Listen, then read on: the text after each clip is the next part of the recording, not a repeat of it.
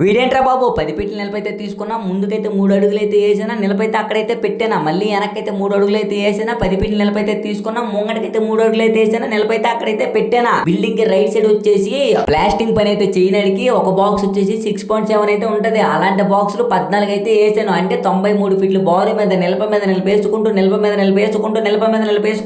40 ఫీట్ల అయితే ఐరన్ కప్పులకు అయితే కట్టేసాను. లాస్ట్ 10 ఫీట్ల అయితే ఐరన్ కప్పులకు అయితే బ్యాలెన్స్ అయితే ఉంది. ఆ బ్యాలెన్స్ ఐరన్ కప్పులకు కట్టాలంటే నిలపలకు వచ్చేసి పిన్లు వేయాలి కదా.